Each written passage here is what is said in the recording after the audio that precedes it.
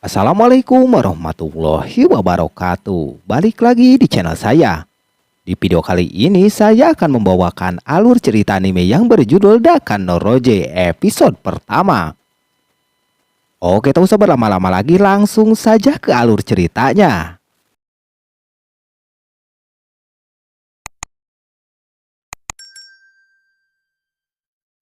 Film diawali dengan memperlihatkan dua bocil yang sedang dikejar oleh beberapa robot. Sampai dua bocil itu pun sudah terpojok. Mereka sekarang berada di atas gawir pisan. Monster gak lama datang dan menembakkan ke arah dua bocil itu sampai bocil itu lagrak ke gawir.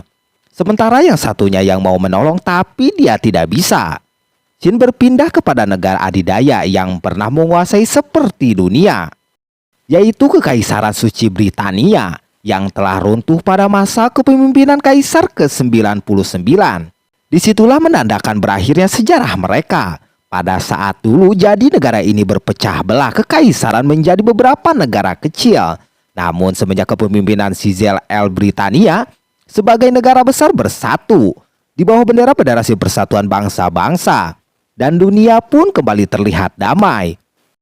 Juga diperlihatkan semasa tahun ketiga era Koa, sebuah faksi Britania menyatakan perang terhadap negara Jepang yang dimulai melalui serangan dadakan di blok Hokkaido, dan dengan cepat menguasai dan mengembalikan kekuasaan kekaisaran Neo Britania di sana. Dengan itu negara Jepang kembali dijajah seperti masa-masa dulu. Jepang disebut sebagai area 11. Sekarang di masa sekarang ini, yang mana sekarang memperlihatkan menara Situmpe yang masih kokoh. Nah, sekarang diperlihatkan dua orang yang mana mereka adalah tentara bayaran. Yang cewek yang tadi meneropong menara. Yang cowok ini sekarang dia lagi ngomekin robotnya yang bentar lagi selesai. Shin berpindah kepada dua orang berambut merah yang sedang menembak-nembak orang Jepang. Jadi kedua orang ini berasal dari Britania kayaknya. Jadi orang itu dituduh teroris oleh si rambut merah. Jadi yang ditembak itu dari grup dari Eleven. Terungkap yang menembak si rambut merah itu bernama Grant. Dan bersamaan Grant menembak tepat di bagian kepala sampai itu orang digeledak dan jatuh ke bawah laut. Sang istri yang menyaksikan dia sangat sedih melihat suaminya yang ditembak dengan sadis ini. Si rambut merah satunya memberi penjelasan, ini mungkin karena kesalahan pahaman saja cenah. Tapi si cewek ini dia nyiduhan aja si rambut merah. Tapi pikir panjang si rambut merah langsung menembaknya begitu saja. Yang mana menurutnya dikasih hati malah minta jantung pisang. Kan jadinya jadi harus ngundur dulu. Grant memberitahu yang mana mereka ini dari grup Eleven. Mantan pemimpinnya sudah mati yang bernama Sumeragi Jugo. Dan juga putrinya yang bernama Sumeragi Sakuya sekarang dia lagi di penjara alias ditahan. Dan yang paling penting si Grant bilang kalau menara yang mereka bangun yang mana itu menara untuk menghadang Britania. Jadi kini sudah menjadi tembok pelindung kekaisaran Neo Britania. Rencana penyusupan dari Kesatria Hitam telah Grant gagalkan. Dan sekarang grup Eleven sudah terkurung dan sudah punya harapan lagi. Tembakan demi tembakan Grant lancarkan ke orang-orang yang ada di sana dengan pedenya. Setelah banyak yang meninggoy, si rambut merah menyuruh tim pengaman untuk mengurusi sisanya. Dengan bersamaan si rambut merah itu pergi dari tempat itu. Esokan harinya kedua orang atau tentara bayaran ini melihat berita soal semalam. Nah, terungkap jadi si rambut merah satu lagi ini bernama Grant. Korban dari tim Eleven ada 36 yang dianggap sebagai teroris oleh tim Engberg ini, yang berarti mereka bikin berita hoak. Tak lama kedua orang ini sampai di SPBU untuk isi bensin. Karena mobil listrik jadi mereka ngecas mobilnya juga ganti oli mesin di sana. Selagi nunggu si cewek beli minum dulu udah haus.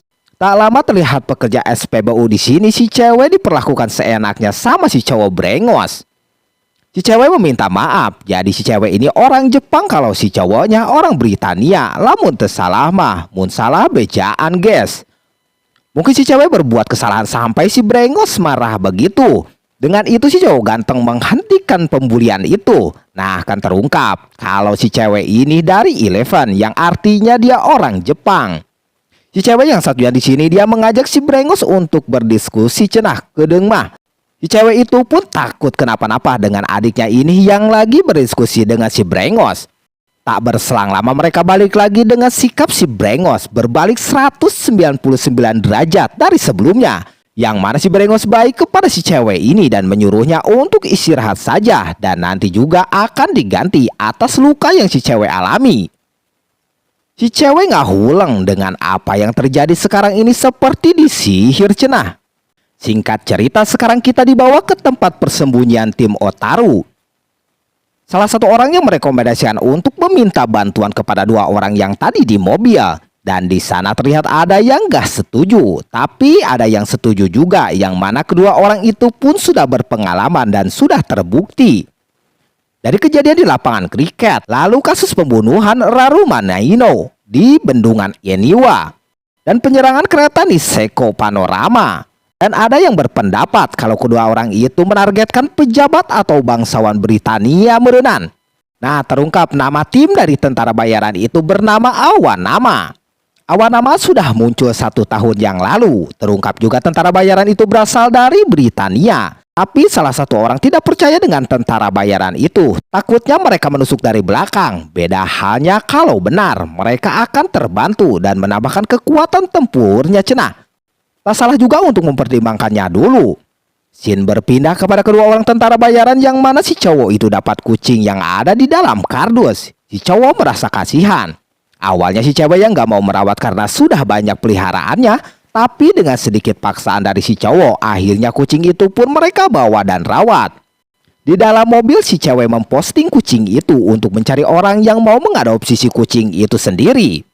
Singkat cerita, mereka datang ke salah satu gedung, yang mana mereka ini kesini karena diundang.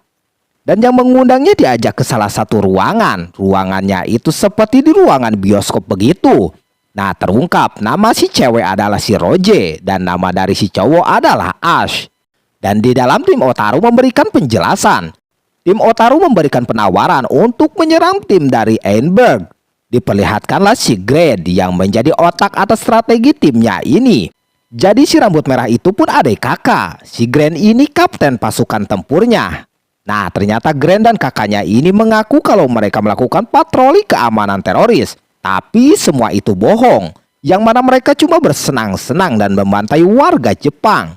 Dan salah satu korbannya adalah keluarganya si cewek ini pada 2 tahun kemarin. Jadi banyak orang juga yang mengalami penderitaan ini. Maka dari itu dia mencari orang untuk memusnahkan tim Einberg. Walaupun ini bukan lawan yang kaleng-kaleng, tapi raja ini sangat bersemangat dan dia pun menerima pekerjaan ini. Scene berpindah ke kawasan tim Einberg. Terlihat mereka melaporkan kelompok teroris yang sudah disingkirkan. Setelah melaporkan semuanya, terlihat sekarang ada kotak besar di depan mereka. Dan kotak itu pun terbuka yang mana di dalamnya ada robot sama si Raja. Raja ini ditanya dia ini siapa. Dia menjawab kalau dirinya tentara bayaran yang bernama Awanama. Dan robot itu pun dikendarai sama si Ash. Dan yang dengar Awanama dia pun pernah mendengarnya. Dia sudah tahu kalau Raja dan Ash orang Britania yang membantu warga Jepang. Raja yang mau menyerang mereka karena mereka ini sudah banyak membunuh warga Jepang. Maka dari itu dia menerima misi pembunuhan mereka ini. Tak lama Raja mengeluarkan cahaya begitu. Dengan sekejap Raja dan Ash berpindah tempat. Setelah tahu robot jahat menderedet robot dari Ash ini. Ash melawan dengan tali yang robot punya. Tak lama Ash melompat sampai lompatannya atas begitu. Karena lawannya bukan kaleng-kaleng, mereka menyiapkan pasukan lebih banyak lagi. Sampai Grand pun akan turun tangan untuk membantunya. Raja sekarang memberi isyarat kepada Ash untuk ke sana, yang mana mereka berdua menjalankan strategi. Ash dengan tembakannya dia menembak pintu yang terkunci. Setelah tahu bobol tuh pintu, Raja langsung masuk ke dalam. Raja bilang sekarang tinggal mengikuti rencana. Ash sengaja mengalihkan robot-robot lawan mengejarnya biar Raja aman masuk ke sana, tidak ketahuan oleh mereka. Dengan instruksi Grand, robot-robot itu pun terus menembak Ash. Grand dengan pede dia meminta untuk sekarang menyerangnya. Di tempat lain Raja sudah berhasil masuk ke dalam dan dia bertemu dengan penjaganya. Sedari tadi Ash cuma menghindar doang. Sekarang dia mulai menyerang robot lawan dengan mendodetnya. Grand di sini takjub dengan Ash yang menurutnya dia ahli mengendalikan robotnya dan jangan lengah. Tak lama Raja sudah masuk ke sana. Gred yang memanggil pengamannya, tapi sayang Raje sudah membuat pengamannya semua tertidur kayak begitu. Raje yang sudah siap menembaknya akan tetapi tidak. Karena dirinya melihat ada catur digital. Raje mengajak mainlah tuh orang. Kalau dirinya kalah, Raje akan melepaskan ini orang. Gred yang merasa diremehkan, dia pun menerimanya. Selagi bermain catur, Raje tetap terus berkomunikasi dengan si Ash. Tembakan demi tembakan terus dilancarkan Ash ini sampai ngebeleduk kayak begitu. Di permainan catur di sini Raje sangat GG banget, yang mana sekarang tuh orang sudah terkena jebakan. Di layar terlihat Grand yang menanyakan tentang rencananya sekarang, tapi Grand mengabaikannya, yang pede pasukannya bisa mengatasi semua ini. Ditambah dia ini pusing bermain catur. Ash mendengar instruksi dari Raje untuk mengakhirinya, dan di sini Ash sudah bersiap-siap. Dan robot Ash sekarang ada bannya begitu. Dengan itu Ash sembari berkeliling, dia menembak satu persatu robot jahat itu dengan sangat cepat. Setelahnya Ash dengan robotnya dia melompat dan langsung menyerang robot yang dipiloti si Grand. Grand pun bonyok kelihatannya dan dia juga rewas dengan serangan tiba-tiba ini. Tapi Grand masih pede bisa mengalahkan si Ash. Grand yang memakai tembakan berbeda dengan Ash. Dia memakai pedang besar. Dengan dua pedang yang Ash pakai, dia bisa menubleskan pedang itu ke robotnya si Grand. Robot itu pun meledak seketika. Juga dengan bersamaan, si Raje menang dalam pertandingan caturnya.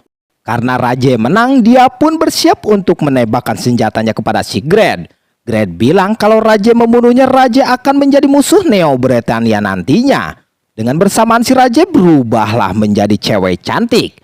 Apakah si cantik ini wujud aslinya? Grand bingung dengan Sakuya yang ada di sini, padahal dia seharusnya dipenjara di Abashiri.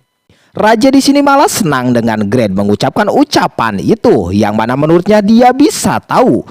Raja menceritakan semasa bocilnya, yang mana dirinya ini tahu Grand dan Grand ikut pindah ke Hokkaido. Pada saat itulah Raja tahu kalau Grand dan adiknya Grand tidak suka sama orang Jepang. Dan pada saat Jepang masih dikuasai Britania, Grand dan Grand ini diam-diam menyiksa warga Jepang. Pada saat Britania menjajah Jepang juga Grand bekerja sama dengan mereka. Dan di sini terungkap Raja ini orang yang di-scan awal tadi, yang mana dirinya ini yang selamat tidak murag ke jurang. Sementara Sakura murag. Maka dari itu Sakura dipenjara oleh mereka ini. Grand yang meminta Raja untuk langsung membunuhnya saja, tapi Raja malah memberikan pistolnya kepada si Grand. Di saat itu si Raja mengeluarkan sihir kepada si Grand ini, yang mana Raja meminta untuk bersumpah kalau nantinya Grand menolong warga Jepang 100 kali dari jumlah yang sudah Grand bunuh. Kalau Grand mau, Grand akan tetap hidup.